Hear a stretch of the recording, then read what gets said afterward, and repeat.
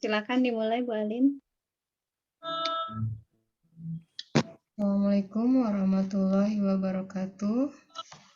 Innal hamdalillah nahmaduhu wa nasta'inu wa nastaghfiruhu wa na'udzu billahi min syururi anfusina wa min sayyiati a'malina may yahdihillahu fala mudilla lahu wa may yudlilhu fala hadiyalah. Asyhadu anna Muhammadan abduhu wa rasuluh. Alhamdulillah hari ini kita bisa berkumpul kembali di webinar yang biasanya jam 8 ya, sekarang jam 4, jadi mungkin belum pada hadir atau lupa. Alhamdulillah pembicaranya Bu Silvi Paramita sudah datang. Mari kita buka dengan membaca Bismillah. Bismillahirrahmanirrahim. Waktu dan tempat dipersilahkan untuk Bu Silvia Paramita.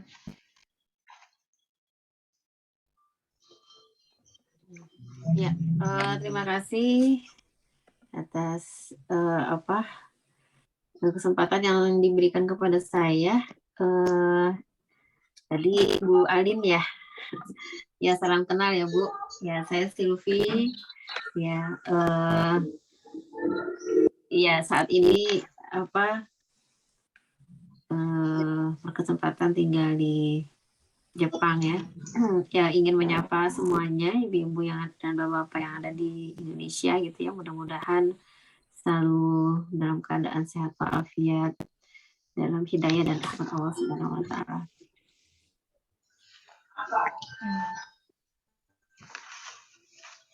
Apakah ada mohon maaf apakah biasanya ada tilawah dulu atau bagaimana? Atau langsung saya saja yang mulai? Langsung aja ya. Oh langsung? Oh baik.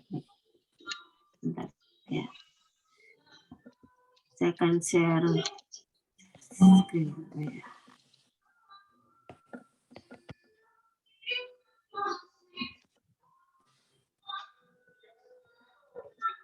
Bentar ya.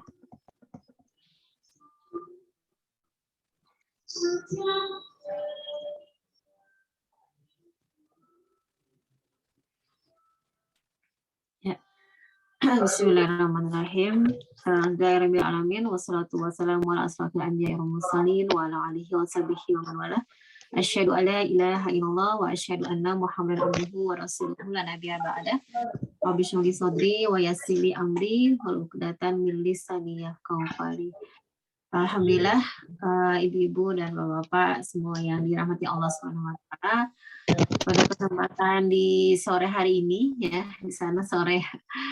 Saya juga sore sih sebetulnya kalau musim panas ya, tapi ini karena sudah musim masuk musim gugur ya.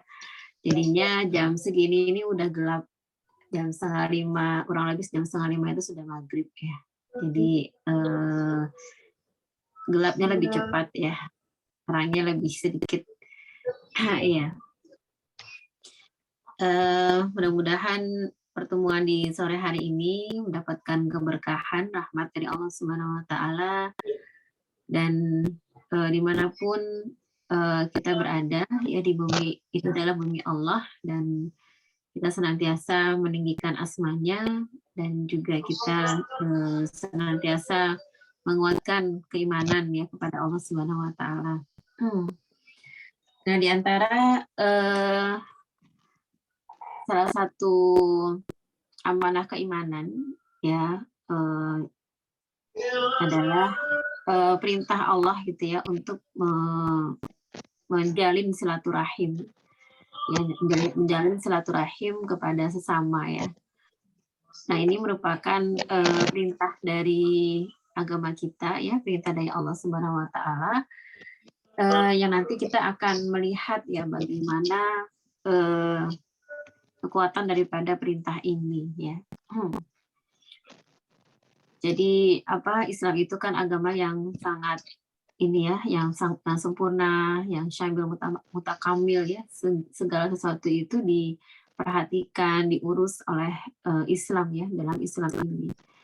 Dan manusia itu kan dia adalah makhluk sosial ya, yang memang Allah menciptakannya ini tidak sendirian gitu.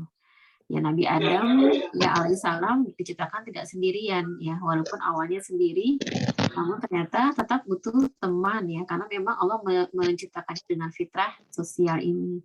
Dan kemudian diberikanlah kepada Nabi Adam itu yang kemudian menjadi istrinya ya, yang menjadi istrinya yaitu Hawa gitu. Dan akhirnya mereka berkembang biak ya, berketurunan ya, berketurunan, melahirkan anak-anak, dan akhirnya menjadi seperti sekarang ini gitu ya, manusia memenuhi buminya Allah ya.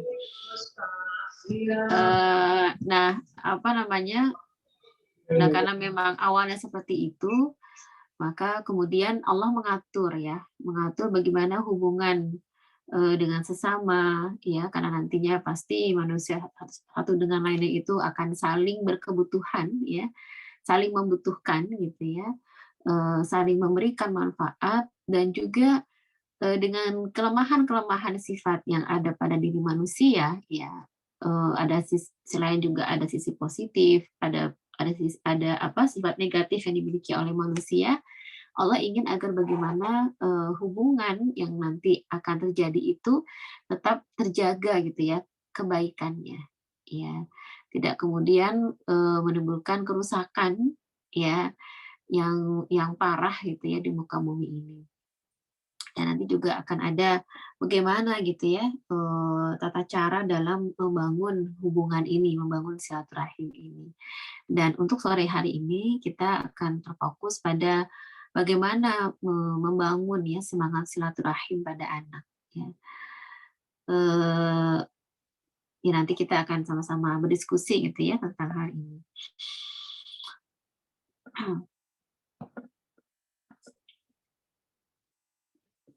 Nah, silaturahim ya, dia merupakan amalan yang mulia ya.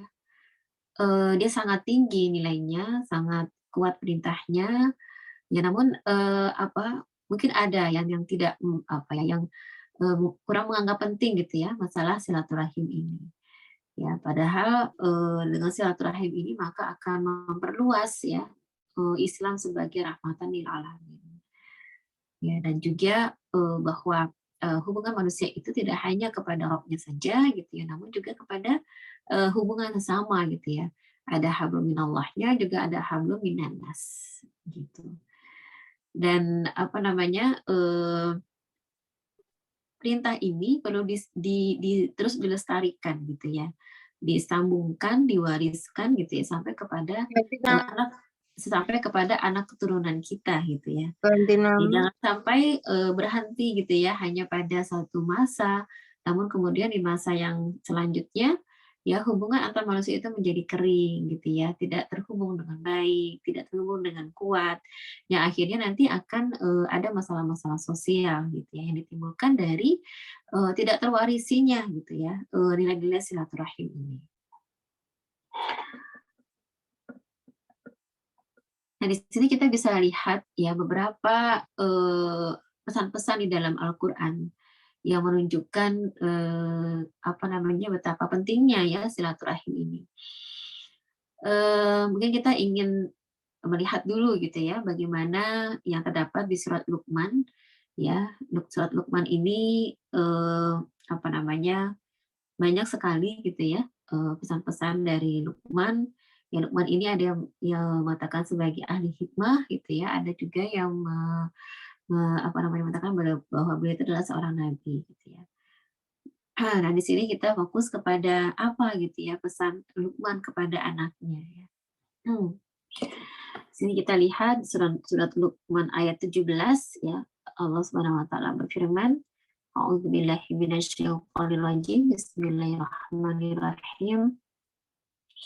Ya bunayya aqimus shalah wa'mur bil ma'rufi wanha 'anil munkar wasbir 'ala ma asabak. Inna dzalika min 'azmil umur. Wala tusa'ir khaddaka lin-nasi wala tamshi fil ardi maraha. Innallaha la yuhibbu kulla mukhtalin fakhur. Nah, ini saya lanjutkan sampai di ayat 18 ya. Jadi ada di dua ayat ini ya satu perintah atau pesan ya Luqman kepada anaknya gitu. Jadi kita tahu bahwa Luqman ini ya, Masya Allah ya, memberikan seorang bapak yang sangat memberikan perhatian kepada anaknya. Ya, didikannya itu langsung gitu ya, antara seorang ayah kepada anaknya. Ya, dengan bahasa-bahasa yang apa namanya, yang akrab ya, bahasa yang mengandung kasih sayang yang dalam, perhatian, ya, dan juga kedekatan gitu ya, apa antara ayah dengan anak gitu ya. Nah di sini Lukman gitu ya memesankan kepada anaknya ya, setelah sebelumnya juga memesankan ya apa terhadap dengan hal-hal yang lain ya, di ayat 17 ini beliau memesankan, wahai anakku ya bunaya, laksanakanlah sholat dan suruhlah manusia berbuat yang ma'ruf dan cegahlah mereka dari yang mungkar dan bersabarlah terhadap apa yang menimpamu, sesungguhnya yang demikian itu termasuk perkara yang penting. Ya, ini maaf ya ada salah pengetikan ya. Jadi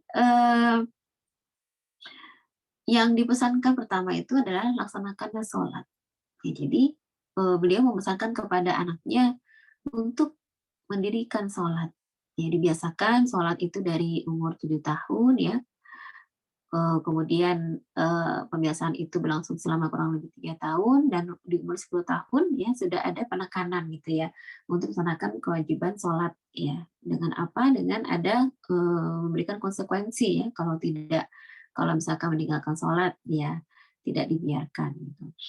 Nah, setelah menguatkan sholat ya sebagai refleksi ubudiyah dia kepada Allah Subhanahu wa taala, mengikatkan hubungan yang kuat kepada Allah. Nah, seorang anak ya akhirnya gitu ya, anak yang memiliki hubungan yang kuat dengan Allah, yang diperintahkan oleh Luqman ini untuk menyuruh manusia berbuat yang ma'ruf dan mencegah mereka dari yang mungkar. Artinya apa gitu ya?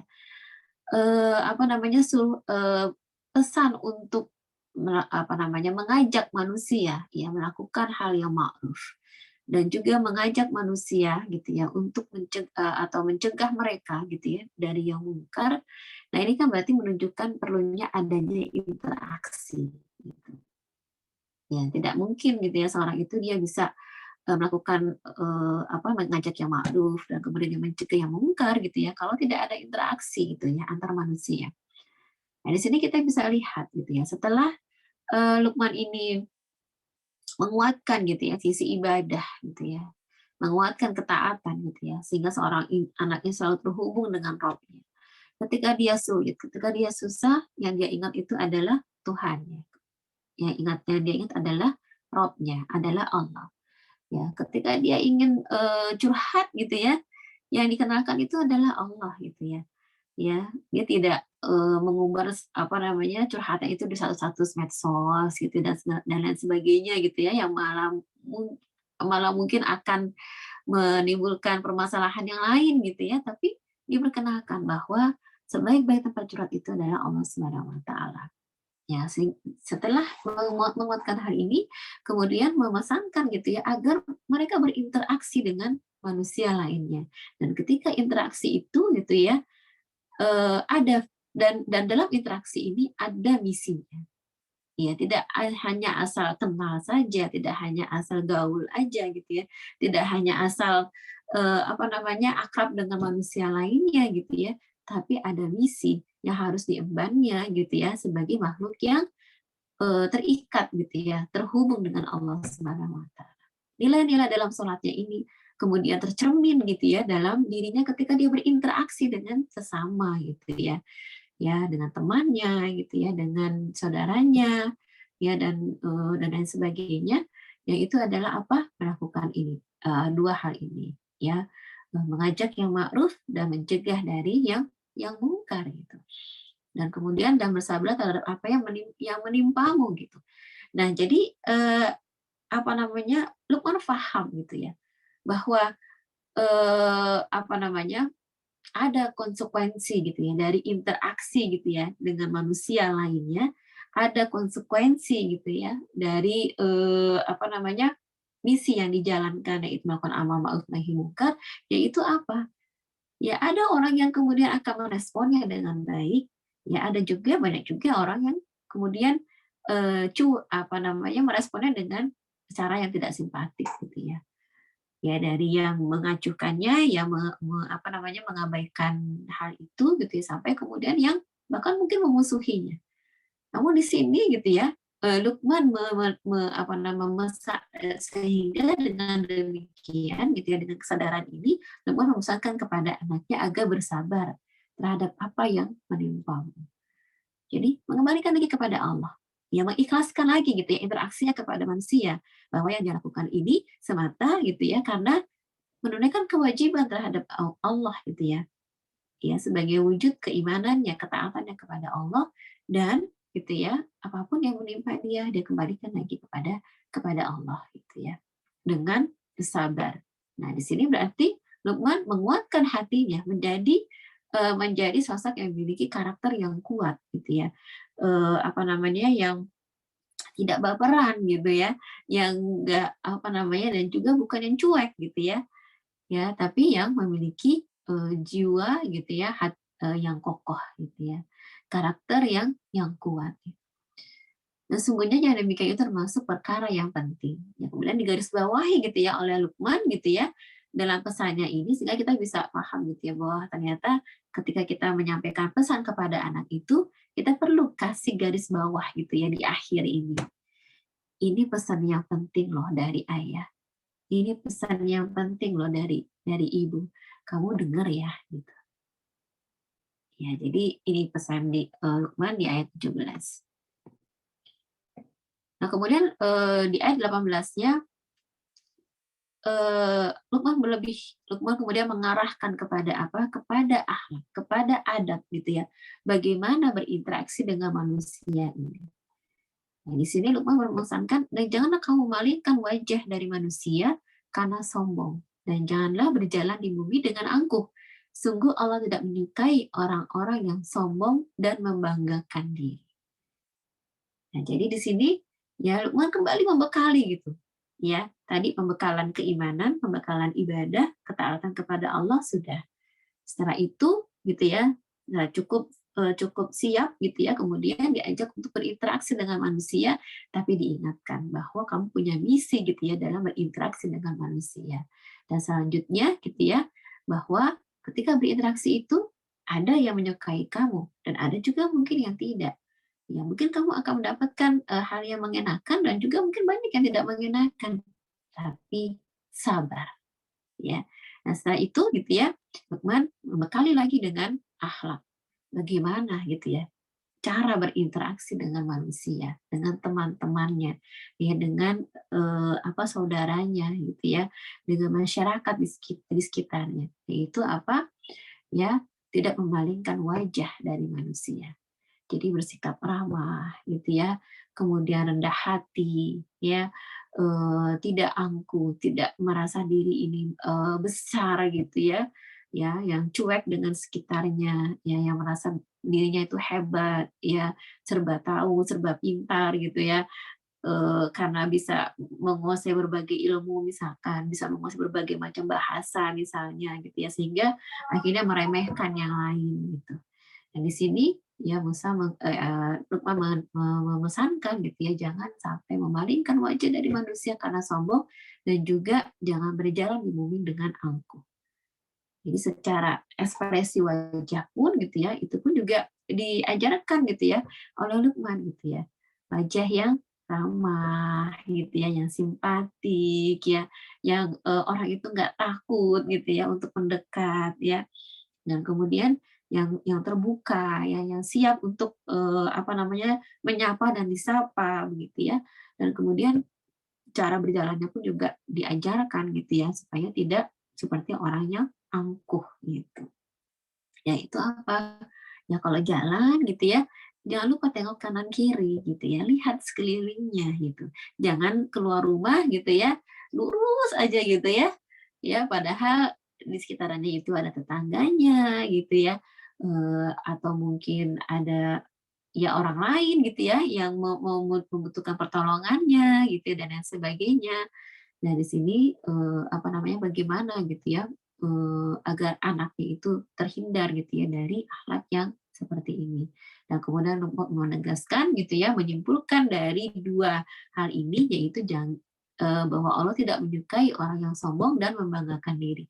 Lagi-lagi gitu ya, apa namanya, Luqman mengunci pesan ini dengan apa? Dengan menguatkan maknawiyahnya, menguatkan keimanan kepada Allah, ya, bahwa Allah tidak suka dengan ya orang yang sombong dan membanggakan diri.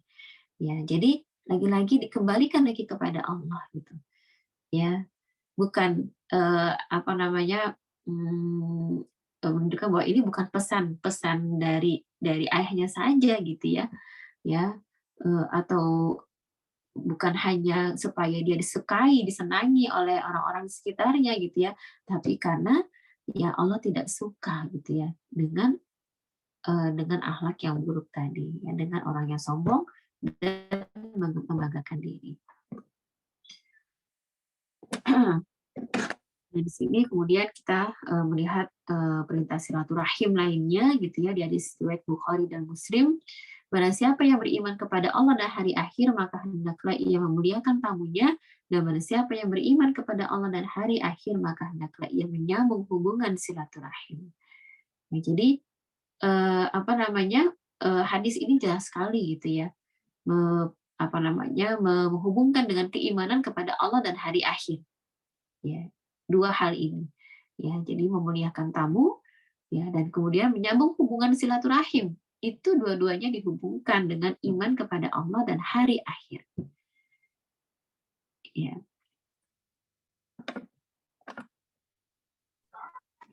Kemudian di ayat di surat Al-Baqarah ayat 83 Allah berfirman, "Janganlah kamu menyembah selain Allah dan berbuat baiklah kepada kedua orang tua, kerabat, anak-anak yatim, dan orang-orang miskin. Dan bertutur katalah yang baik kepada manusia, laksanakan sholat dan tunaikanlah zakat. Tetapi kemudian kamu berpaling mengingkari kecuali sebagian kecil dari kamu dan kamu masih menjadi pembangkang." Jadi ini apa namanya, perintah yang lainnya gitu ya, diawali dengan jangan menyembah selain Allah gitu. Jadi lagi-lagi gitu ya, perintah untuk melakukan hal yang setelahnya itu didahului dengan apa? Dengan akidah ini gitu ya, dengan tauhid ini ya. Ya bahwa ya apa, dengan lurus gitu ya, menyembah kepada Allah gitu ya, tidak menyembah kepada selainnya. Ya, tidak kemudian apa namanya, lebih mengutamakan dirinya dibanding Allah, tidak mengutamakan orang lain juga dibanding Allah, tapi gitu ya, betul-betul gitu ya Allah itu menjadi sesembahannya gitu ya, menjadi apa namanya, sesuatu yang mendominasi dirinya. Dan setelah itu kemudian berbuat baiklah kepada kedua orang tua. Nah, jadi birrul walidain gitu ya, ditanamkan gitu ya, untuk dilakukan, dan ini adalah hal yang utama gitu. Dan setelahnya gitu ya, urutannya itu adalah pada kerabat gitu ya, berbuat baik kepada kerabat, ya, kepada family, ya, kepada keluarga, ya, keluarga yang dekat dan keluarga yang jauh gitu. Nah, terus kemudian baru kemudian anak-anak yatim dan orang-orang miskin. Dan juga di sini ada akhlak yang disisipkan di dalamnya, bertutur katalah yang baik kepada manusia gitu. Ya, jadi ini penguatan lagi gitu ya, tentang silaturahim, ya, bahwa tidak hanya kita mengajarkan kepada anak gitu ya, apa namanya, berbakti kepada orang tua, ya, namun juga gitu ya, bagaimana berbuat baik gitu ya kepada kerabat, kepada saudara, kepada famili yang lain gitu ya. Ya, jangan sampai kemudian apa namanya, anak-anak kita gitu ya tidak menaruh hormat gitu ya kepada pamannya, ya, kepada kakek neneknya gitu ya, atau bahkan bersikap acuh gitu ya, tidak mengenal gitu ya, jarang sekali bertemu dan seterusnya gitu ya.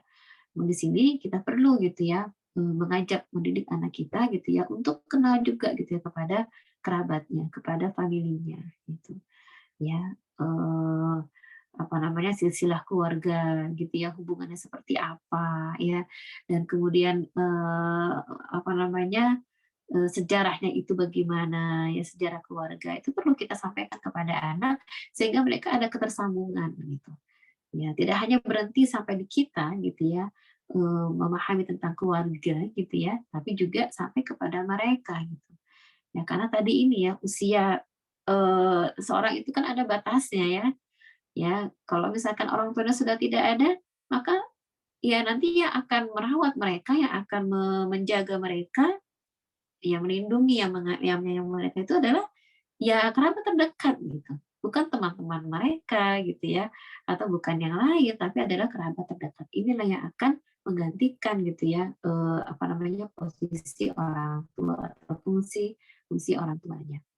Gitu. Jadi apa namanya, menanamkan gitu ya, menanamkan kepada anak gitu ya, untuk juga mengajak mereka kenal gitu ya dengan keluarga yang lain, itu adalah suatu hal yang penting gitu. Karena ini adalah perintah gitu ya, eee, apa, ada perintah dari Allah Subhanahu wa taala.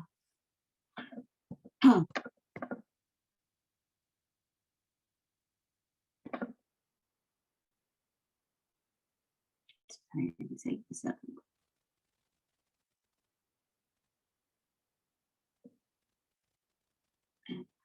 Di sini juga ada hadis riwayat Abu Daud dan Tirmizi, tidak ada dosa yang lebih pantas untuk disegerakan balasannya bagi para pelakunya di dunia ini, berikut dosa yang disimpan untuknya di akhirat daripada perbuatan melampaui batas, kezaliman, dan memutus silaturahim dengan orang tua dan kerabat. Ya, dan juga karena kita juga mengingat hal ini gitu ya, makanya kemudian selain diri kita juga mengajak gitu ya kepada anggota keluarga, terutama anak-anak kita ya, untuk juga apa namanya, berusaha untuk menyambung silaturahim gitu. Ya. Sini juga ada hadis riwayat Bukhari dan Muslim, tidak masuk surga orang yang memutus silaturahim. Nah, tentunya Bapak Ibu sekalian ya, kita ingin ya agar diri kita, ya kemudian juga anak-anak, ya keluarga, ya anggota keluarga semuanya itu yang bisa masuk ke dalam surganya Allah gitu. Nah, tidak hanya kita memperhatikan gitu ya hal-hal yang seperti misalkan ibadah dan lain sebagainya, ya tapi menyambung silaturahim ini bagian juga daripada ketaatan. Ya, dan di sini Rasulullah SAW gitu ya menegaskan bahwa tidak masuk surga orang yang memutus silaturahim. Jadi bagaimana gitu ya agar kita mengajak kepada seluruh anggota keluarga gitu ya untuk giat gitu ya menyambung silaturahim gitu. Dan bagaimana kita juga dibekali dengan skill gitu ya, bagaimana menyambung silaturahim ini agar silaturahim itu kemudian tidak terputus gitu ya. Tadi gitu ya, pesan daripada Lukman yang butuh kesabaran gitu ya untuk menyambung silaturahim ini. Ya. Karena gangguannya banyak ya kan ya. Ya ada mungkin yang sukanya usil gitu ya, ataupun apa namanya ingin tahu gitu ya urusan kita, atau misalnya ngomongin gitu ya, ngomongin apa tentang hal ihwal kita ya. Namun di sini gitu ya, kalau kita ingat bahwa syarat untuk masuk surga itu adalah menyambung silaturahim, maka mudah-mudahan kita bisa bersabar gitu ya di dalamnya.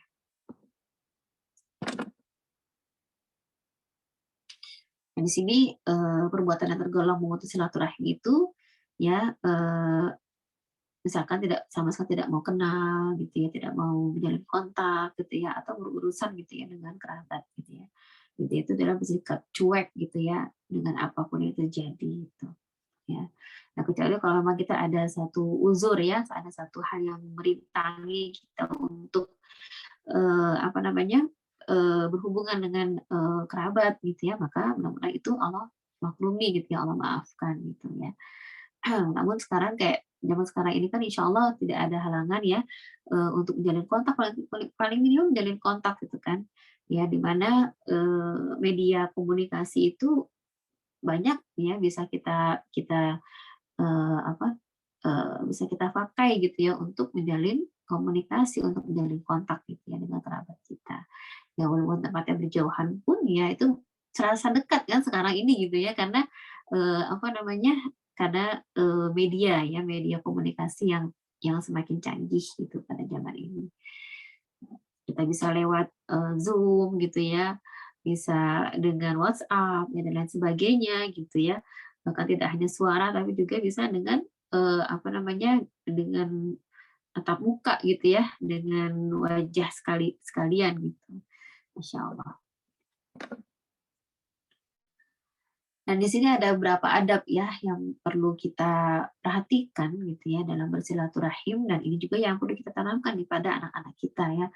Eh, yang pertama adalah niat yang baik dan ikhlas gitu. Nah, jadi seperti tadi gitu ya, bagaimana pesan Luqman kepada anaknya didahului dengan perintah sholat gitu ya, mendirikan sholat gitu ya. Nah, di sini ada membangun keikhlasan gitu ya, menumbuhkan keikhlasan, menanamkan keikhlasan gitu ya ke dalam diri anak kita ya, dalam untuk melakukan silaturahim ya. Niatnya baik gitu ya, jangan ada niat yang tersembunyi gitu ya. Ya jangan apa namanya, semata-mata karena dunia ya, tapi betul-betul ya ikhlas gitu dan mengandung tujuan yang baik ya. Nah, kemudian yang kedua adalah mengucapkan salam ya, bagaimana anak kita itu diajarkan gitu ya untuk apa namanya, bisa memberikan salam dan tidak menunggu gitu ya, menunggu untuk disapa dulu gitu ya, tapi bagaimana dia juga bisa gitu ya apa namanya, menyapa gitu ya manusia atau orang-orang di sekitarnya gitu. Kemudian meminta izin sebelum masuk ya, ini juga bagian daripada adab bersilaturahim ya. Kalau misalkan baik itu masuk ke dalam rumah maupun masuk ke dalam suatu pembicaraan gitu. Ya, misalkan apa namanya, ada eh, ya beberapa orang gitu ya berkumpul sedang sedang ngobrol gitu ya. Nah, bagaimana apa namanya, dia ingin ingin bersama gitu ya. Nah, caranya dia untuk masuk gitu ya ke dalam pembicaraan itu bagaimana gitu ya, agar bisa diterima ya, tidak apa namanya mengagetkan ya, ataupun tidak apa namanya, ya intinya itu adalah hal yang eh, yang yang bisa mengenakan hati gitu ya, memberikan kenyamanan gitu ya kepada orang yang akan dia sapa gitu ya. Terus ataupun juga ketika masuk gitu ya ke dalam rumah gitu ya, hendak bersilaturahim ya, itu bagaimana gitu ya meminta izinnya. Itu juga kita ajarkan dengan baik. Kemudian berpakaian yang sopan. Nah, ini di sini kita perlu gitu ya apa namanya, menanamkan sense gitu ya kepada anak kita gitu. Ya, artinya kemana dia mau pergi ya, dan itu disesuaikan apa, pakaian itu disesuaikan kemana dia mau pergi gitu. Kemana dia mau menemui apa namanya, mau menemui orang gitu ya. Kalau misalkan dia mau main gitu ya, mungkin ya pakaian yang santai gitu ya, itu bisa dia gunakan gitu ya. Tapi kalau misalkan dia mau diajak silaturahim gitu ya ke tempat kakeknya, neneknya gitu ya, ya kita kita ajarkan gitu ya, mana pakaian yang sopan gitu ya untuk dipakai, yang layak dipakai gitu ya, ketika misalnya berhadapan dengan orang yang lebih tua gitu. Atau misalkan gitu ya, diajak silaturahim dalam tujuan silaturahim misalkan untuk pergi ke apa namanya, ke tempat pernikahan gitu ya. Nah, di sini kita juga harus perlu gitu ya membangun sense kepada anak. Jangan sampai kemudian ya apa namanya, tidak tepat gitu ya dalam masalah berpakaian ini gitu ya. Pergi ke tempat apa namanya, misalnya pernikahan tapi kemudian memakai pakaian main misalkan seperti itu. Nah, karena kita juga harus membangun sensi ini. Bagaimana menghargai orang itu dari pakaian yang kita gunakan. Ya. Eh, Mungkin saya sekedar sharing aja ya, sekedar sharing. Jadi kemarin itu kan saya memang baru pulang ya ke Indonesia gitu ya, karena ya ada musibah ya, ibu saya meninggal, terus kemudian anak saya menyusul gitu ya, anak saya menyusul, kemudian saya ajak ke makam gitu ya, saya ajak ke makam. Eh, Sebetulnya saya nggak ini gitu ya, nggak memesankan gitu ya kepada mereka gitu ya, eh, pakai baju apa gitu ya. Dan saya pun juga pakai pakaian ya biasa aja ya, mau pergi ke makam gitu. Tapi di situ saya sempat apa ya, merasa dinasehati gitu ya oleh oleh anak saya sendiri. Ini bukan karena mereka ini ya, maksudnya tapi karena dia memilih pakaian ini ya, apa namanya, pakai kemeja. Saya ini ada laki-laki dan perempuan gitu. Yang laki-laki tuh dia milih, aku pakai ini kan katanya. Terus dia pilih pakai apa ya, kemeja putih gitu ya, yang berkerah gitu ya. Terus kan mau pergi ke kuburan dia bilang, ya kan mau pergi ke makam gitu. Oh, oh, ya udah, nggak apa-apa pakai itu gitu ya saya bilang. Cuman itu saya jadi oh ini mungkin ini ya saya sekedar cerita karena mereka anak-anak saya itu kan lahir dan besar itu di Jepang gitu ya. Jadi mungkin itu yang dia pahami gitu ya. Kalau misalkan pergi ke apa namanya, ke tempat pemakaman gitu ya, ke misalnya kan ada orang yang meninggal gitu ya, dia biasa melihat orang-orang di sini itu kalau berpakaian itu adalah pakaian yang formal gitu. Pakaian yang formal gitu ya. Misalnya mereka pakai pakaian tuh hitam-hitam gitu ya, terus pakaian yang formal gitu ya, yang laki-laki pakai jas gitu, yang perempuan itu ya pakai pakaian formal, kemudian mereka pergi gitu ya ke tempat pemakaman itu ataupun ke upacara apa namanya upacara ya upacara kematian gitu ya. Nah mungkin saya di sini mungkin dia selama ini suka melihatnya seperti itu gitu ya. Jadi dia pikir oh ya kalau misalnya pergi makam ya berarti harus pakaian yang ini gitu ya, yang apa, yang layak gitu ya untuk pergi ke makam gitu. Ya padahal biasanya tuh kalau apa namanya ini ya apa namanya wallahu alam ya mungkin kebiasaan orang beda-beda ya. Tapi saya sendiri menangkapnya orang-orang biasanya santai gitu ya kalau pergi ke makam gitu. Malah karena takut kotor gitu ya pakai pakaian itu yang ya yang apa, yang nggak apa-apa kalaupun misalnya kena tanah gitu ya, seperti itu. Nah, ini hanya sekedar sharing saja gitu ya.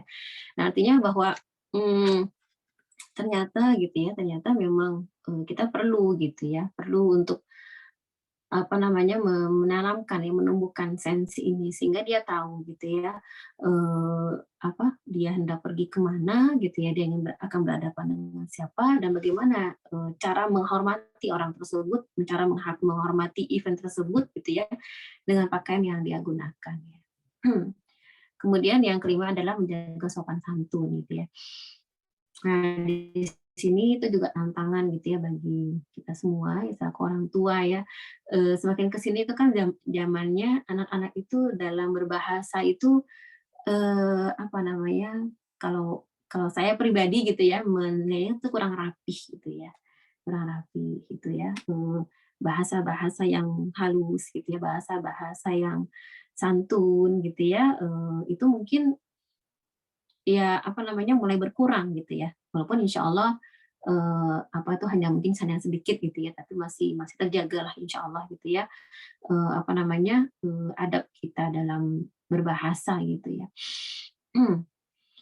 Nah di sini kita perlu gitu ya menanamkan kepada anak kita juga masuk di sini adalah sense gitu kepada siapa dia berbicara. Terus ini merupakan tantangan sendiri buat saya sendiri gitu ya karena terutama kalau misalkan anak-anak saya itu, bertemu ataupun bicara dengan apa, dengan neneknya gitu ya, ataupun dengan keluarga di sana gitu ya, karena sense berbahasa Indonesia itu masih belum belum ada gitu, belum kuat ya. Maksudnya tuh kalau penghalusan ya, misalkan, kalau misalnya bicara gitu ya dengan orang tua itu, jangan lupa ada misalkan misalkan, "Apa kabar, Nek?" Misalkan ada kata-kata neknya gitu ya, "Apa kabar, Nek? Nenek sehat?" Gitu ya, nggak cuma sekedar, "Apa kabar? Sehat?" Gitu, nggak cuma sekedar itu doang gitu ya. Nah, ini saya rasakan sendiri, merupakan satu, apa namanya, tantangan gitu ya buat saya gitu ya, bagaimana me me me apa namanya, memberikan gitu, memberikan, rasa gitu ya, sense berbahasa ini gitu ya kepada anak-anak gitu. Sehingga mereka bisa tahu bahwa, bahasa yang digunakan gitu ya ketika berhadapan dengan yang lebih besar gitu, atas pantaran, itu tidak sama ya, seperti itu.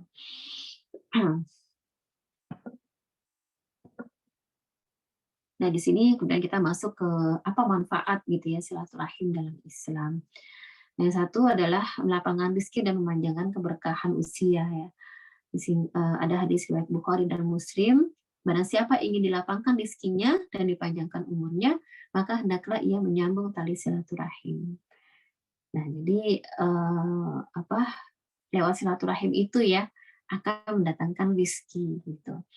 Nah, ini kita juga perlu tanamkan kepada anak kita ya bahwa bukan suatu hal yang rugi gitu ketika kemudian menyempatkan ya memberikan waktunya gitu ya untuk menyapa orang lain, untuk datang gitu ya kepada keluarga yang lain, untuk bersilaturahim gitu ya mengunjungi kerabatnya gitu ataupun mengunjungi orang-orang yang lain gitu ya.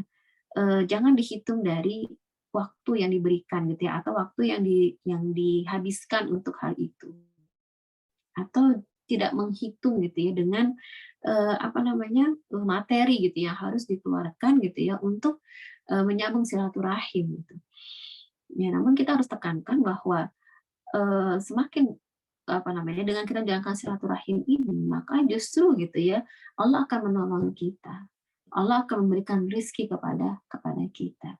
Dan kalaupun misalkan kita apa namanya membantu orang lain, itu bukanlah kita membantu mereka, tapi justru sebetulnya Allah sedang memberikan kesempatan kepada kita ya untuk dibantu gitu urusan-urusan kita.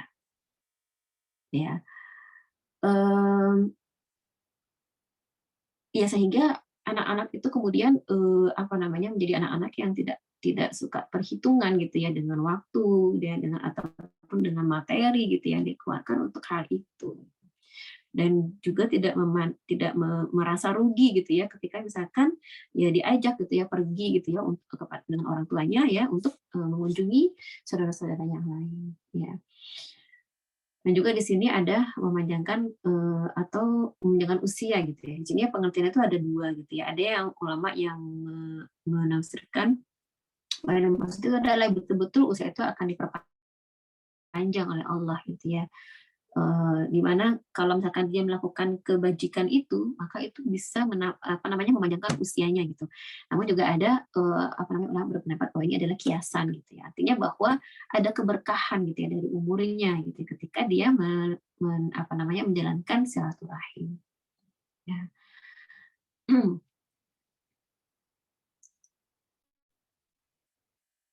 Nah, ini juga tantangan ya mungkin sharing gitu ya untuk kami gitu yang berada di sini apa namanya bagaimana gitu ya berusaha untuk masih tetap bisa keep contact gitu ya dengan family gitu ya di Indonesia gitu ya apa selain juga lewat telepon gitu ya juga ya mengunjungi mereka secara langsung gitu ya yang kosnya itu kan tidak apa namanya kos yang harus kita siapkan gitu ya untuk hal itu pun juga tidak sedikit gitu ya ya dari apa namanya transportasinya dan lain sebagainya gitu ya. Namun di sini bagaimana kemudian kita menjalankan itu dengan senang dan juga dengan apa namanya dengan menanamkan bahwa ini adalah satu hal yang penting gitu ya untuk keluarga kita gitu ya kita di sini agar apa agar anak-anak itu tidak terputus gitu ya silaturahimnya dengan apa namanya dengan saudara-saudaranya di Indonesia seperti itu ya mungkin satu hal yang mudah gitu ya bagi apa namanya bapak ibu gitu ya di sana gitu ya untuk bertemu dengan family gitu ya namun bagi kami ada di situ ada satu tantangan gitu ya tantangan tersendiri gitu ya karena jangan sampai gitu ya mereka itu tidak kenal gitu dengan keluarganya ya. Kemudian yang berikutnya adalah menghibur kerabat ya. Jadi apa namanya manfaat kita dalam silaturahim itu kita bisa apa namanya memberikan kebahagiaan gitu ya, membagi kebahagiaan gitu ya kepada yang. Nah, kemudian yang ketiga adalah sebagai tanda ketaatan kepada Allah. Oh ya tadi itu dia memberikan perhatian ataupun memberikan kebahagiaan ya.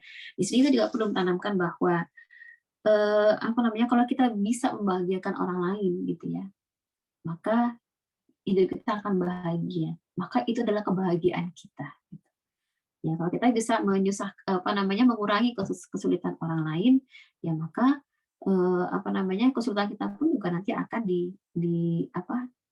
dihilangkan gitu ya oleh Allah Subhanahu wa taala. Di sini saya teringat gitu ya, cerita dari suami saya gitu ya. Beliau teringat ketika dulu umur 11 tahun gitu ya.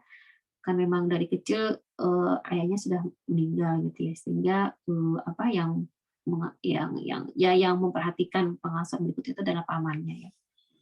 Nah, umur 11 tahun itu ingat gitu ya, malam-malam gitu ya, malam-malam itu dikontak sama pamannya, kemudian diajak pergi gitu. Diajak pergi itu adalah untuk membantu saudaranya yang kesulitan gitu, yang sakit gitu ya. Jadi datang ke rumahnya, terus kemudian membawanya ke rumah sakit ya, seperti itu. Yang kemudian sampai sekarang itu masih teringat gitu ya, masih teringat dan terus bertanya gitu ya, kenapa saya yang diajak gitu loh. Ya kenapa saya yang waktu diajak ya masih kecil gitu ya, masih umur 11 tahun malam-malam gitu ya, dan juga bukan hari libur gitu ya. Kok saya yang dipilih gitu ya untuk menemani gitu ya, mengajak. Namun di situ beliau itu satu satu pesan yang sangat penting itu dalam hidupnya gitu. Oh, ternyata mungkin hikmahnya itu adalah pamannya ingin mengajarkan kepada dirinya gitu ya, bagaimana peduli kepada family gitu ya, kepada keluarga yang lain gitu. Dengan berusaha gitu ya, mengatasi kesulitannya. Ya.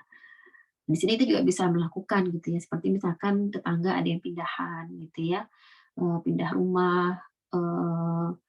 Kalau misalkan di sini tuh biasa kalau misalkan bisa sewa jasa sih ya untuk pindahan. Tapi kalau misalnya semuanya itu diangkut oleh jasa itu hitungannya mahal gitu ya. Maka kalau kita punya tetangga yang dekat gitu ya sama orang Indonesia gitu ya, itu suka saling minta tolong gitu ya untuk pindahan. Nah, di sini bagaimana gitu ya ketika misalkan tetangga kita ada yang membutuhkan seperti itu, jangan lupa kita ikut mengajak anak-anak gitu ya. Pertama anak misalkan kalau untuk urusan pindahan ya kita ajak anak yang laki-laki gitu ya, anak laki-laki gitu ya, yang dia secara fisik juga sudah kuat kita ajak gitu. Ya mungkin dia akan malas gitu, mungkin dia akan menolak ya, tapi kita bujuk gitu ya, kita tekankan bahwa ini ya satu kebaikan gitu.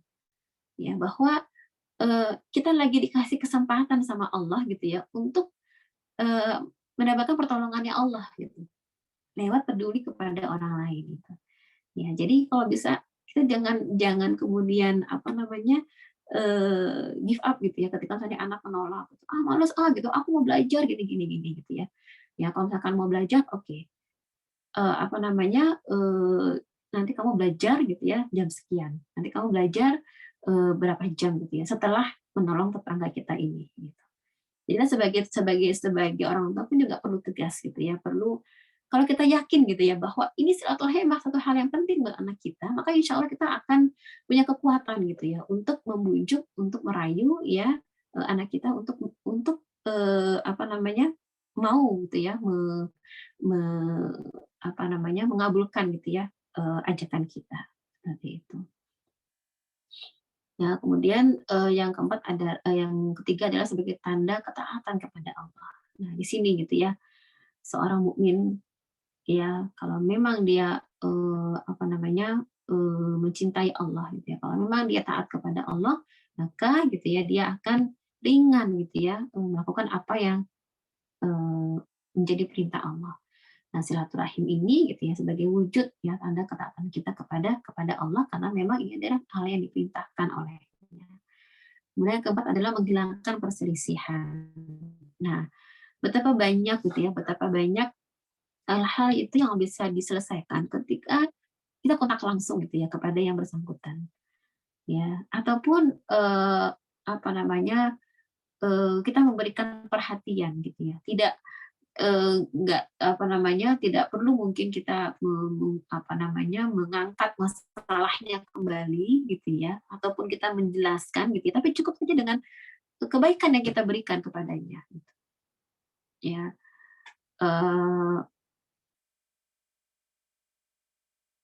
misalkan gitu ya kita berikan hadiah gitu ya, ataupun kita ajak makan gitu ya, seperti itu gitu ya, atau kita datangi, kita sapa dengan baik, maka insya Allah gitu ya, hati yang keras gitu ya, hati yang kesal itu dia akan melunak, dia akan lumer gitu ya dengan silaturahim yang kita lakukan. Ya.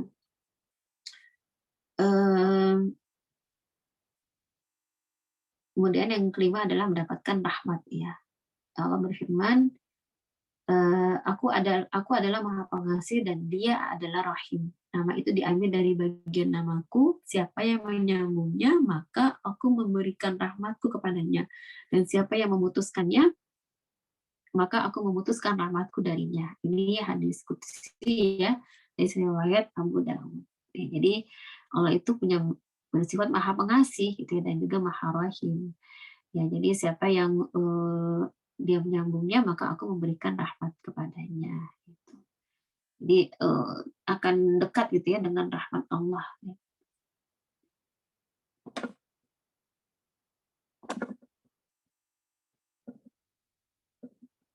Ya, kemudian adalah masuk surga tadi ya, sudah disebutkan.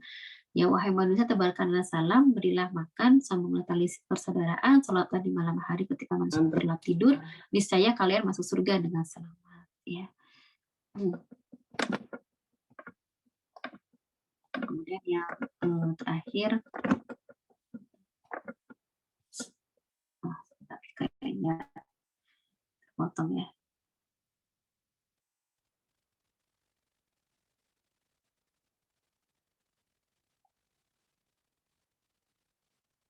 Ya, terpotong ya. Maaf. Nggak masuk ke dalam slide, maaf.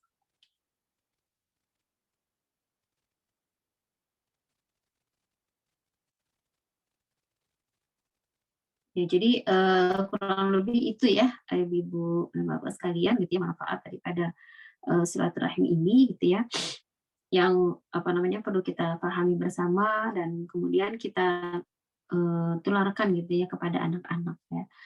Kita wariskan kepada mereka agar mereka tidak putus gitu ya hubungan dengan yang lain gitu ya. Jangan sampai menjadi generasi yang baperan gitu ya, papa kemudian unfollow ataupun kemudian unfriend ya, seperti itu ya, karena kan musimnya begini, musimnya seperti itu, tapi kita ajarkan bagaimana mampu bersabar gitu ya, mampu berlapang dada gitu ya terhadap kesusahan-kesusahan yang terjadi ketika kita menyambung, ketika kita melakukan silaturahim. Yang mudah-mudahan ya anak-anak kita nanti menjadi anak-anak yang gemar bersilaturahim, yang menyambungkan hubungan dengan keluarga yang lain, jangan sampai tidak kenal gitu ya. Maka doronglah gitu ya mereka, bukalah kesempatan gitu untuk kemudian mereka mengenal gitu saudara-saudaranya yang lain. Ya, kalau misalkan ada karib kerabat yang datang ke rumah gitu ya, usahakan gitu ya agar mereka keluar dari kamar gitu ya, mereka keluar, mereka temui gitu ya saudara-saudaranya, kemudian diperkenalkan. Ya, sesibuk apapun mereka, ya misalnya mereka mau ujian besok pun gitu ya, sempatkan gitu ya untuk tetap keluar gitu ya, untuk dikenalkan gitu ya, ataupun mereka tahu bahwa sedang ada yang datang. Nanti kalau misalkan mereka mau belajar gitu ya, kita tinggal mintakan izin gitu ya kepada tamunya ya, kepada yang datang gitu ya, bahwa anak-anak kita besok mau ujian, jadi minta izin gitu ya, mereka akan belajar lagi seperti itu ya. Jadi intinya itu adalah bagaimana gitu ya agar di setiap kesempatan kita berusaha gitu ya untuk menyambungkan gitu ya anak-anak ini dengan keluarga yang lain ya, dengan tetangga gitu, dengan karib kerabat yang lain, seperti itu. Allah bisawab, yang mudah-mudahan bisa diambil manfaatnya ya. Assalamualaikum warahmatullahi wabarakatuh. Waalaikumsalam warahmatullahi wabarakatuh.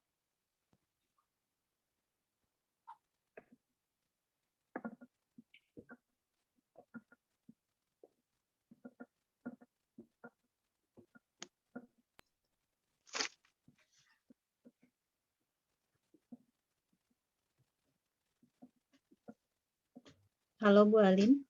Bu Alinnya mana ya?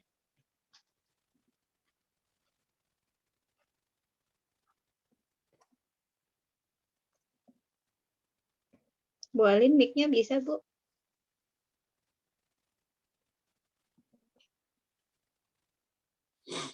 MC-nya.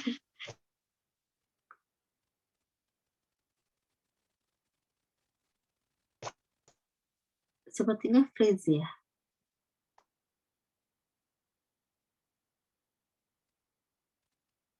Bu Alin sepertinya freeze. Iya. Enggak, kayaknya jaringannya. Iya, betul. Apaan tadi keluar. Iya, silakan Bu. Ya, silakan apabila ada yang mau bertanya, silakan.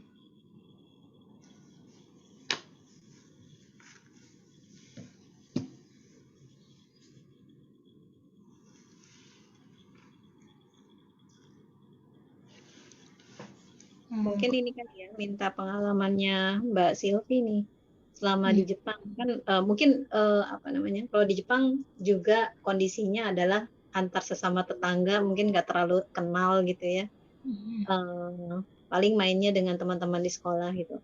Nah di sini juga kalau yang di kompleks yang tinggal di kompleks ya, seperti ini anak-anak juga sama gitu ya, jarang sekali keluar ya, kalaupun keluar ya sebenarnya sih ada temennya gitu, tapi belakangan ini apalagi sejak masa pandemi sama sekali nggak keluar dan akhirnya mainnya di dalam terus. Nah itu kalau di sana cara menyambung silaturahim ya dengan teman-teman seusianya itu gimana Mbak? Mungkin apa namanya dengan teman-teman Indonesia ya terutama yang mungkin tinggalnya berjauhan. Iya iya.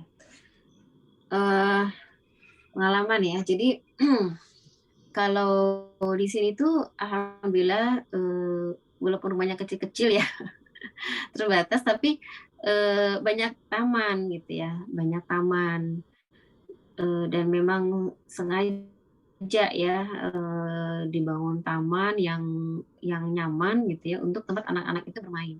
Jadi sebenarnya sampai walaupun sekarang itu sudah mulai berkurang ya. Jadi anak-anak itu udah ya tadi itu ya lagi-lagi karena apa namanya teknologi ya mereka lebih suka main game atau apa gitu ya ketimbang dulu ya. Kalau dulu itu zaman anak saya dari yang satu kedua sampai ketiga lah gitu ya itu masih suka main di taman gitu. Jadi kalau sore-sore itu penuh taman ya sama anak-anak main gitu. Nanti kalau misalnya udah jam 5 tuh misalnya udah bunyi ya. Kalau ada kota yang misalnya ada bunyi sirenanya gitu ya, berarti anak-anak tuh pulang kayak gitu. Atau juga ada yang nggak ada, tapi ya rata-rata jam 5 sih mereka pulang ya ke rumah seperti itu. Nah, kalau misalkan untuk sama anak Indonesia ya suka ada kalau misal ada beberapa komunitas gitu ya yang bikin seperti misalkan TPA gitu ya ataupun misalkan ada ya acara-acara tertentu gitu ya seperti misalkan kalau Lebaran itu tuh ada ya traweh bareng itu ada suka ada ya apa buka puasa bareng gitu ya ataupun misalkan kemarin pandemi itu ya pengalaman kami itu mengadakan sholat id sesama tetangga aja gitu. Jadi ada yang rumahnya itu bisa dipakai ya cukup luas. Jadi mengundang beberapa tetangga ya untuk sholat id bareng gitu. Jadi bagaimana agar tetap terasa gitu ya lebarannya walaupun pandemi dengan prokes yang dijalankan seperti itu. Jadi disitulah kami biasanya melakukan silaturahim ya, melakukan silaturahim. Ya terus kemudian tadi juga ya kalau misalkan ada kesempatan walaupun memang kalau misalkan ada acara yang kayaknya anak-anak bosan gitu ya anak-anak yang sudah besar ya kita juga tidak paksakan ya tapi kalau misalkan kunjungan antar keluarga gitu ya misalkan satu keluarga mengunjungi keluarga yang lain tuh biasanya ya tidak biasanya sih maksudnya ada juga keluarga yang tidak bawa anak-anaknya ya tapi kalau saya sendiri gitu ya berusaha gitu ya bawa bawa mereka gitu kalau misalkan kunjungannya itu nggak terlalu banyak-banyak ya mungkin hanya beberapa keluarga seperti itu dan mereka ada waktu ya kita ajak juga gitu ya untuk pergi ke sana ya walaupun dan apa ya diajarkan supaya menyukai anak orang lain gitu jadi supaya walaupun misalkan mereka datang ke tempat yang nggak ada yang umur sebaya dengan mereka gitu ya, tapi anak-anaknya masih kecil-kecil gitu ya. Karena terus terang saya di sini tergolongnya ini ya, apa namanya, udah banyak yang pulang-pulang seperti itu ya. Jadi teman-teman tuh banyak yang masih muda-muda, yang anaknya masih kecil-kecil gitu ya. Tapi apa namanya, ya berusaha agar mereka juga dekat gitu ya dengan anak-anak walaupun itu usianya jauh gitu ya, usianya kecil. Sehingga kalau misalkan pergi ke rumahnya mereka nggak bosan gitu ya.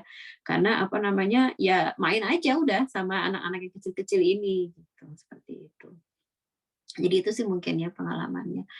Atau mungkin kalau untuk kerabat ya. Nah, di sini apa ya, kita terus-menerus untuk menanamkan tentang bahasa Indonesia gitu ya kepada keluarga Indonesia di sini. Kenapa?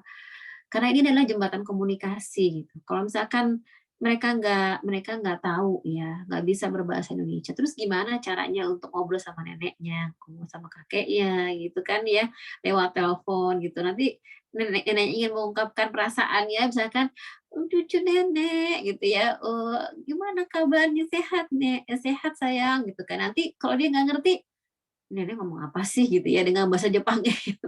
Kayak dingin gitu ya. Ngomong ngomong apa sih gitu kan. Kita juga sedih ya sebagai orang tua gitu. Padahal mereka adalah apa namanya, nenek kakeknya mereka sendiri tapi nggak terjalin komunikasi karena masalah bahasa gitu. Ya ataupun menyempatkan pulang ya, menyempatkan pulang. Ada keluarga ya teman saya itu yang merutinkan 2 tahun sekali itu pulang gitu ya. Rutin pulang gitu ya ke Indonesia. Ya tujuannya tadi itu agar ya itulah kesempatan gitu ya untuk bisa mengenal, apa namanya, keluarganya yang lain gitu. Dan saya pun juga merasakan hal yang sama sih ya, kalau misalkan pulang itu akhirnya mereka jadi ngerti gitu ya. Anak saya yang pertama karena sempat 3 tahun di Indonesia ya, sekolah SMA di sana, jadi dia di antara, saudara-saudara yang lain ya, di antara adik-adik yang lain itu yang paling hafal gitu. Ini siapa ini siapa ini siapa. Jadi kalau saya ceritain, "Ini loh si tante ini." "Oh yang itu ya? Yang mana sih Mi? Yang itu?" "Oh iya iya iya, aku tahu," gitu ya.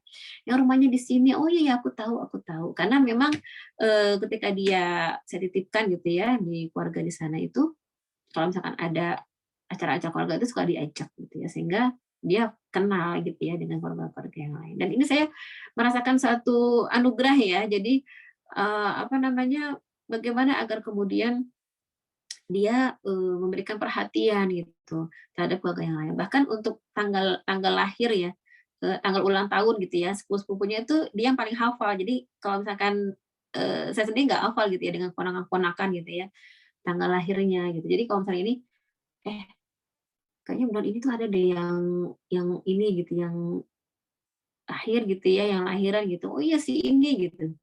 Jadi tinggal ngecek aja ke dia gitu ya, karena dia hafal gitu ya.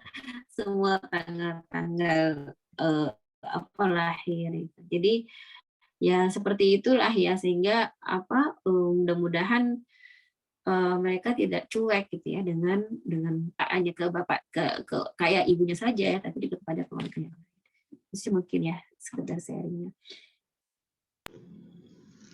Ini ada pertanyaan dari Ibu Ida. Berbicara silaturahim berarti menjalin hubungan dengan sesama manusia. Bagaimana dengan istilah memanfaatkan pertemanan? Bukankah memang hidup itu harus bermanfaat? Terus bagaimana kalau ada yang memanfaatkan kita? Itu pertanyaannya. Iya, iya. Ya itu ya, zaman makin materialistis ya. Jadi apa-apa itu semua dihitung dengan manfaat yang didapat gitu ya. Orang termotivasi untuk melakukan kebaikan karena ya misalnya itu sebenarnya suatu kebaikan gitu ya. Tapi kemudian akhirnya ininya tujuan utama itu apa yang saya dapat gitu ya dari melakukan hal itu. Ya, jadi memang sesuatu itu pasti ada manfaatnya, akan memberikan manfaat. Ya bahkan ya nggak bisa dipungkiri ya seperti misalkan kita berbisnis ya. Kalau misalkan kita mau melakukan bisnis ya, caranya adalah kita membuatkan silaturahim gitu.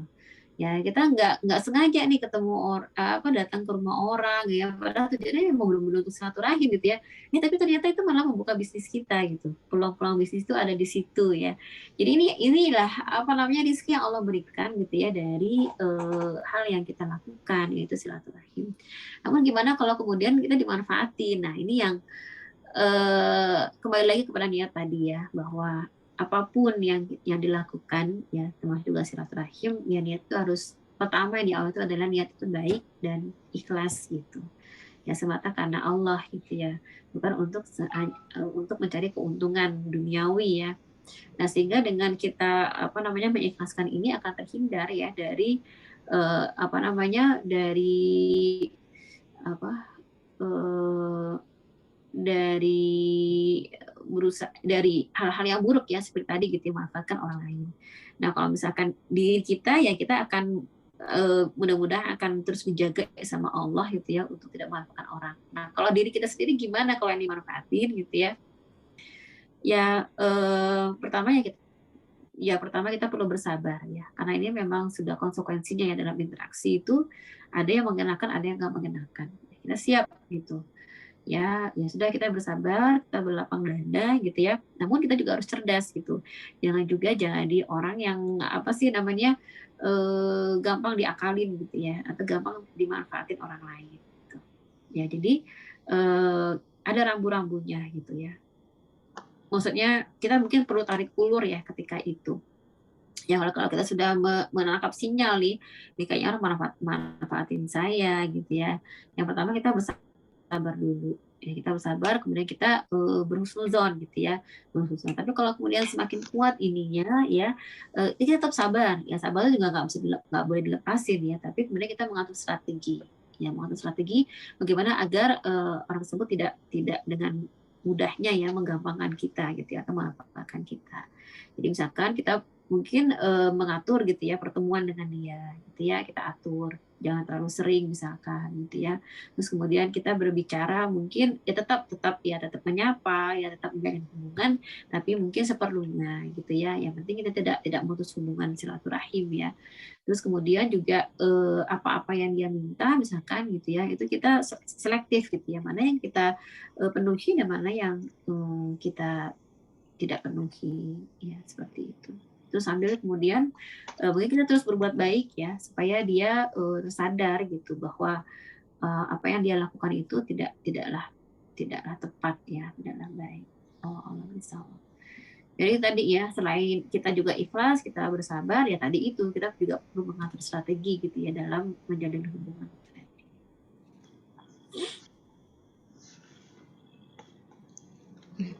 Bagaimana Bu Ida, sudah terjawab kah? Kadang-kadang kita juga perlu tegas memang gitu ya. Itu memang tarik ulur tuh di situ. Sehingga dengan ketegasan kita tuh orang akan menghargai kita ya, menghargai, oh ini orang nggak bisa dimainin gitu, seperti itu. Tapi tegas yang bijak ya, tegas yang masih dalam batas-batas yang dibolehkan.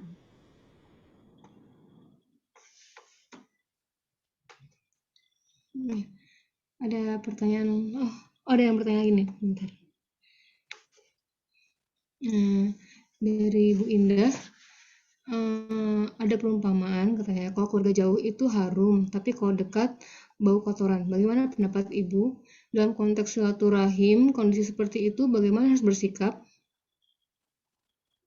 Iya. Memang saya ngerasain juga gitu ya. Jadi kalau saya ada di sini tuh kayak dunia tuh aman gitu. Dunia tuh tenang gitu ya, karena saya nggak mendengar langsung gitu ya segala macam ya cerita-cerita di keluarga gitu ya. Tapi kalau misalkan saya lagi pas pulang gitu ya ke Indonesia, mulai dengar gitu kan ya, si ini begini, si itu begitu gitu ya, pusing juga saya gitu ya. Biasanya nggak dipusingin dengan cerita seperti itu ya, ketika pulang banyak ceritanya ternyata gitu. Oh gitu ya, baru ngerti ya.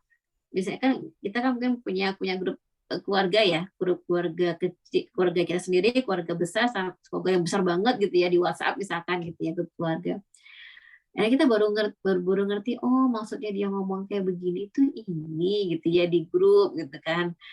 Oh di balik cerita begini tuh ada lagi cerita yang lain gitu ya, karena kan mungkin nggak semuanya tuh tampil gitu ya, atau bisa kita tangkap gitu ya di grup WhatsApp misalkan. Tapi ketika kita lebih masuk lagi gitu ya, lebih dekat lagi, terus baru ngerti gitu, ternyata banyak macam-macamnya. Nah jadi ya ya bisa jadi seperti itu memang ya, kalau kita mendekat ya kita akan semakin pusing gitu ya. Namun di sini apa namanya, minimalnya itu adalah kita tidak memutus gitu ya, silaturahmi tadi. Kita tetap memenuhi hak-hak mereka ya. Jadi hak untuk diperhatikan, hak untuk dikunjungi, hak kalau misalkan mereka kesulitan itu kita bantu gitu ya, itu tetap kita penuhi gitu. Ya, ya memang kita perlu cuek ya, perlu ada saatnya kita tuh menutup menutup telinga gitu ya, menutup apa ya, menutup mata gitu ya dengan apa yang kita kita lihat, kita dengar, kita rasakan gitu ya. Ya, supaya kita bisa tetap apa namanya, berada di tengah gitu. Artinya bisa tetap bisa memenuhi hak-hak mereka gitu ya dengan secukupnya gitu ya, dengan apa, dengan sewajarnya yang memang diperintahkan oleh Allah seperti itu. Dan kadang-kadang kita juga perlu ini ya, istilahnya cross check gitu ya, kalau misalkan ada hal semacam itu ya, apa benar gitu ya, apa ini cuma dugaan aja atau bagaimana ya. Jadi itu juga jangan sampai menjadi penyulut juga ya, sehingga akhirnya eh, apa sih, hal itu semakin banyak bumbunya itu kan semakin ini ya, semakin spicy gitu ya, semakin rasanya nano-nano ya, rasanya macam-macam gitu. Tapi kita coba untuk menenangkan gitu ya, untuk melerai dan segala macamnya gitu ya. Termasuk juga misalkan gitu ya, ada yang suka pasang status misalkan keluarga kita gitu ya, apa pasang status gitu ya, ngomongin suaminya, ngomongin anaknya, ngomongin keluarganya, ngomongin mertuanya, ngomongin apanya gitu ya, semua ada statusnya gitu. Jadi kita tinggal nongkrongin statusnya aja nih. Oh, berarti dia lagi gini. Oh, berarti lagi terjadi seperti ini gitu ya.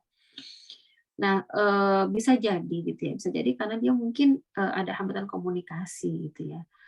Dia nggak apa namanya, tidak ada orang yang mau mendekati dia, apa ya, atau dia sulit untuk mengungkapkan perasaannya gitu, sehingga sehingga dia bingung kepada siapa lagi saya bisa mengungkapkan perasaan ini kalau bukan ke satu saya gitu ya.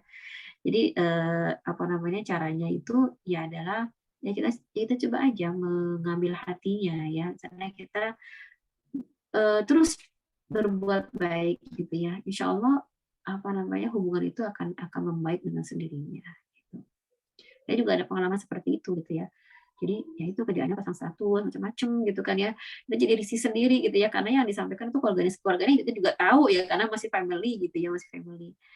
Ya kemudian apa namanya, ketika apa namanya, eh, ya dia ada kesusahan gitu ya, anggota keluarganya ada yang sakit gitu ya, sampai ada masuk ICU, kita coba aja apa namanya, bantu gitu ya, kita ikut tungguin gitu ya, dan sehingga akhirnya apa ya, hati-hati yang seperti itu tuh akan membaik gitu ya dengan sendirinya gitu ya, karena apa namanya, perbuatan baik yang kita lakukan. Ya Allah bisa ya. Jadi apa ya, kita perlu banyak-banyak istilahnya itu, kalau misalnya ada api gitu ya, perlu banyak-banyak nyiapin airnya gitu ya, untuk meredam gitu ya, untuk di apa sih, dipadamkan gitu ya apinya, jangan sampai kemudian kita malah menjadi apinya ya, menjadi penyulutnya seperti itu. Kalau misalkan terjadi seperti itu ya, maka tadi ini ya, kita perlu mengatur strategi ya kan. Untuk strategi itu misalkan hati kita susah nih lah, lagi bergemuruh gitu ya, lagi terpancing emosinya, macam marahnya, maka kita coba apa namanya, yang pertama kita harus selamatkan itu adalah hati kita sendiri ya. Kan kalau dalam dalam apa namanya, urutan prioritas penyelamatan gitu ya, maka yang perlu kita selamatkan itu adalah diri kita sendiri. Nah, jadi kita perlu menenangkan hati. Nah, mungkin caranya dengan kita nggak ke rumahnya dulu gitu ya, nggak apa namanya, nggak kontak dulu dengan yang bersangkutan. Karena apa? Karena tujuannya itu adalah untuk menenangkan hati kita ya, supaya kita nggak terpancing emosi, kita nggak jadi marah dan sebagainya gitu ya. Kita kasih waktu ya pada diri diri sendiri ya untuk diobati. Nah, setelah kita kemudian mulai mulai tenang gitu ya, barulah kita coba ya pelan-pelan jalan kontak lagi dengan yang bersangkutan seperti itu. Follow up. Dan satu hal lagi, doa itu penting gitu ya. Jadi saya pernah mendapatkan pelajaran gitu ya. Kalau kalau kita itu mencintai Allah ya. Kalau kita mencintai Allah, maka Allah akan menyuruh seluruh penduduk langit dan bumi untuk mencintai kita. Nah, jadi kalau kita punya masalah dengan orang gitu ya, dengan keluarga misalkan, maka kita periksa dulu hubungan kita dengan Allah itu seperti apa. Kita berdoa pada Allah, kita mendekat kepada Allah ya, agar kemudian biarlah Allah gitu ya yang perbaiki hubungan ya antara manusia ini. Dan Allah kemudian mengirimkan orang-orang yang mencintai kita gitu ya. Allah, mudah-mudahan terjawab ya Bu. Mohon maaf kalau tidak nyambung. Satu lagi nih yang terakhir dari Satria. Saya ingin bertanya, adakah tips dan trik untuk membangun semangat silaturahim pada anak di zaman era digital saat ini? Dan seberapa jauh peran orang tua dalam membangun silaturahim pada anak? Iya. Jadi yang pertama itu lagi-lagi adalah contoh ya. Jadi kita harus mencontohkan dulu gitu ya kepada anak-anak bahwa ya kita peduli dengan silaturahim ya, dengan tetangga ya, dengan sesama gitu. Mereka melihat ya bahwa kita responsif gitu. Kalau misalkan ada orang yang misalnya butuh pertolongan, kita tanggap gitu. Dan kemudian kita nggak diem. Misalnya kita nggak hanya orang tua saja melakukan itu, tapi kita ajak anak-anak, kita libatin, kita ceritain. Ya misalkan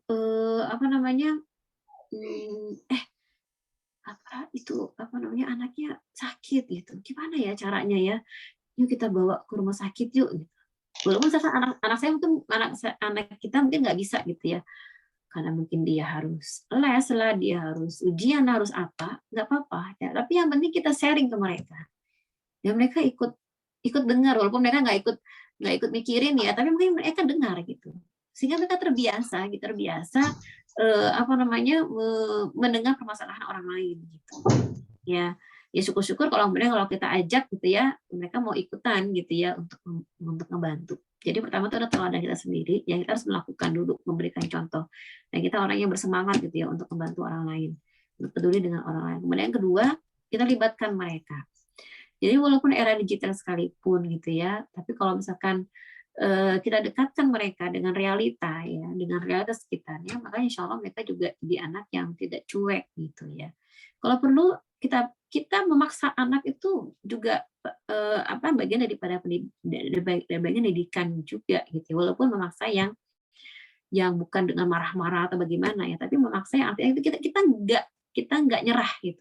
Kalau misalnya anak malas kita bujuk lagi gitu, kita bahkan kalau perlu kita iming-imingin dengan apa gitu. Yang penting dia mau melakukan kebaikan itu, karena kebaikan itu seperti kalau misalnya udah sekali dilakukan dan kemudian dia merasakan nikmatnya, merasakan keuntungan daripada kebaikan itu, maka insya Allah dia akan mau lagi melakukan hal itu secara berulang gitu ya.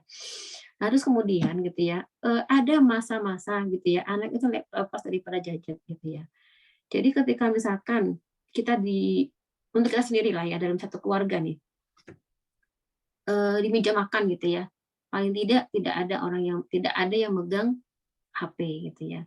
Ketika di dalam mobil kita lagi pergi perjalanan gitu ya, ada kesepakatan gitu ya, di dalam mobil nggak ada yang pegang HP. Kita semua ngobrol, kita semua cerita gitu kan, itu misalnya gitu ya. Atau misalkan ada tamu yang datang, ya taruh dulu HP-nya, kamu temuin dia. Ya, barang sebentar aja nggak apa-apa. Yang penting itu tadi gitu ya, ada interaksi. Jangan biarkan anak kita itu mau ada tamu, mau ada apa tuh diem aja gitu ya di kamar atau bagaimana. Tapi kita libatkan. Kalau misalnya ada acara di rumah kita pun juga demikian, ajak begitu mereka untuk nyapu, beres-beres gitu ya, nyiapin makanan dan yang sebagainya gitu. Insya Allah gitu ya, akhirnya mereka akan ngerti, oh begini caranya gitu ya untuk menyambut tamu gitu. Dan biasakan mereka juga terbiasa untuk ngerti gitu ya, aurat rumah yang harus dijaga itu. Ajarkan mereka malu gitu ya, ketika misalnya orang lain itu datang ke rumah itu rumah kita berantakan, itu ajarkan malu, sehingga nanti mereka akan terbiasa dan mereka mungkin akan marah-marah gitu ya, kalau misalkan ada tamu kedadakan gitu ya, terus kemudian tunggu dulu Mi gitu, rumahnya masih berantakan gitu ya, tunggu dulu, aku sapu dulu, gitu ya. Jadi akhirnya dia terbangun sense-nya gitu ya, dan dia memahami bahwa inilah caranya untuk menghormati tamu gitu ya. Wah, alam. Tadi pertanyaan lagi tadi apa tadi ya? Di era jajah, terus kemudian yang kedua tadi apa?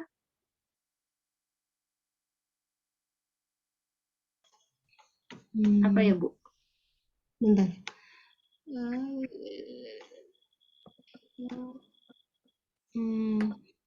Dan seberapa jauh peran orang tua dalam membangun silaturahim pada anak? Peran orang tua dalam membangun silaturahmi. Ya itu tadi. Jadi apa namanya, sedari kecil gitu ya, sedari kecil kita coba untuk bangun hal ini ya. Kalau masih kecil itu kan gampang ya, kita bawa kemana-mana tuh dia nggak nolak gitu, malah yang ada pengen ikut gitu. Jangan sia-siakan itu, nanti kita kenalkan gitu ya, ini loh, ini loh, ini loh, seperti itu ya. Nah kalau misalkan dia sudah besar ya, makin besar tuh memang makin susah kan ngajak gitu ya, pasti mereka nanya dulu mau kemana ya, ke sini enggak nggak usah, males gitu kan ya. Ada saat-saatnya kita memenuhi ininya mereka gitu ya. Kalau mereka nggak mau gitu ya, kita oke kan. Tapi ada saat-saatnya juga kita tarik gitu ya. Tarik, yuk ikut yuk. Sebentar aja. Nanti abis ini kita pergi ke sini deh. Kayak gitu. Ya, kita yang bisa menghitungnya gitu ya. Kita bisa mengukurnya gitu ya. Apakah ini hal yang penting untuk mereka ikut gitu ya, ataupun yang sedang gitu ya, ataupun ya udahlah oke. Kalau mereka nggak ikut nggak apa-apa. Kalau mereka nggak terlibat nggak apa-apa. Seperti itu. Misalnya. Jadi kalau misalnya ada saudara kita, misalkan ada yang bagaimana gitu ya, ada yang nikah, ada yang meninggal atau apa gitu ya, kita jangan mikir dia nggak kenal gitu, ya sama saudara yang ini, sudah kita nggak cerita aja. Ya Allah, innalillahi wa inna ilaihi raji'un, ini meninggal, itu kasihan deh. Padahal anaknya tuh masih kecil-kecil loh, gitu. Ya, itu siapa sih nih gitu ya? Ini itu hubungannya itu begini. Kita ceritain gitu ya. Ya walaupun dia misalkan nggak kenal ya, seperti itu ya. Jadi ya begitulah mungkin ya caranya.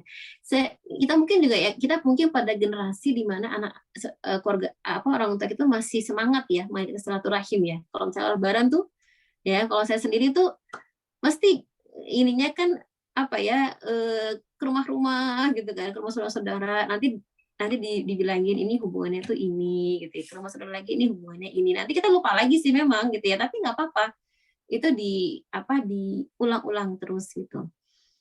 Saya sendiri mengingat gitu ya, dan saya bersyukur sekali ya, kedua orang tua saya udah nggak ada dua-duanya gitu ya. Itu waktu saya ayah saya itu tergolong yang sangat rajin silaturahim gitu ya. Jadi apa namanya, hampir tiap pekan itu kita ini anak-anak itu diajak untuk pergi. Di sana tuh kita emang ngantuk-ngantuk gitu ya, dengerin mereka ngobrol cerita panjang gitu ya, dari pagi sampai sore, kadang baru pulang tuh ngantuk gitu ya, apa namanya, pulang yuk udah yuk gitu kan ya, seperti itu. Tapi kami gitu ya merasakan manfaatnya gitu ya dari silaturahim dilakukan oleh orang tua saya gitu ya. Ketika kemarin ibu saya meninggal gitu ya, kemudian ada apa namanya, takziah lewat Zoom gitu ya. Masya Allah gitu ya, seratusan orang itu tuh datang gitu ya ke Zoom gitu ya, untuk apa namanya, ikut mendoakan ibu saya gitu ya. Di sini saya, ya Allah gitu ya, memang apa namanya, silaturahim itu Masya Allah gitu ya. Jadi apa namanya, kita bisa merasakan gitu ya, bagaimana perhatian gitu ya yang diberikan itu dari apa yang kita berikan gitu. Dan juga karena apa namanya, mereka mengenal gitu ya orang tua saya gitu ya, sehingga ketika mereka udah nggak ada gitu ya, mereka pun juga masih mengingat gitu ya kami anak-anaknya gitu ya, masih mengingat kami anak-anaknya. Jadi inilah gitu ya, sebetulnya kita ini sedang menolong anak-anak kita gitu. Karena usia kita tuh nggak ada yang tahu gitu kan, kita nggak akan bisa selamanya menemani mereka. Nanti ketika kita udah nggak ada ya, siapa yang akan datang ya menjaga mereka, menyayangi mereka, kalau bukan keluarga kita sendiri gitu. Nah, bagaimana itu bisa tersambung kalau anak-anak kita nggak dihubungkan dengan mereka, dan mereka tidak dihubungkan dengan anak-anak kita. Maka inilah gitu ya yang terus menjadi motivasi gitu ya, terus menerus jangan lelah gitu ya, untuk kita mengajak anak-anak kita untuk silaturahim, mengenal keluarga gitu. Ya, walaupun misalkan hubungan kita punya masa lalu ya, hubungan yang nggak enak dengan keluarga, atau kita nggak pernah dididik gitu ya untuk bersilaturahim, tapi kita adalah orang-orang dewasa yang sudah memiliki keluarga, yang sudah memiliki anak-anak. Kitalah yang bisa berpikir gitu ya, kita tahu gitu ya mana yang baik dan mana yang buruk, kita mengetahui nilai-nilai dalam Islam ini, maka coba kita putus gitu ya rantai yang dahulu, ya kemudian kita coba bangun untuk keluarga kita sendiri, untuk anak-anak kita. Ya, jadi sehingga walaupun mereka hidup di masa di era yang seperti ini gitu ya, di masa orang-orang yang sudah makin individualis, mereka tetap gitu ya menjadi anak-anak muslim gitu ya yang mencintai silaturahim karena ini bagian daripada Islam. Gitu. Maaf ya kalau jadi kepanjangan dan jadi semangat. Mohon maaf. Ya. Masya Allah, alhamdulillah. Terima kasih ini ilmunya Bu Sylvia. Ya. Tapi ini waktu udah mau maghrib ya, jadi kita selesaikan sampai di sini ya. Mungkin kalau ada pertanyaan lain bisa di lewat WA ya, Yomi ya. Ya, alhamdulillah kita tutup. Tutup aja sekarang. Iya, bentar lagi maghrib, ini udah tinggal berapa menit lagi? Alhamdulillah kita tutup dengan baca hamdalah. Alhamdulillahirabbil alamin. Alhamdulillah 3 kali. Astagfirullahaladzim, astagfirullahaladzim, astagfirullahaladzim. Dan doa penutup majelis. Subhanakallahumma wa bihamdika asyhadu an la ilaha illa anta astaghfiruka wa atubu ilaik. Bismillahirrahmanirrahim. Jazakillah sebanyak loh Mbak Silvi.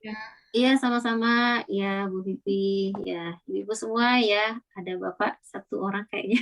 Maaf. Itu mahasiswa Mbak. Maksudnya. Oh, mahasiswa. Iya, iya. Kalau Mbak. Iya, iya.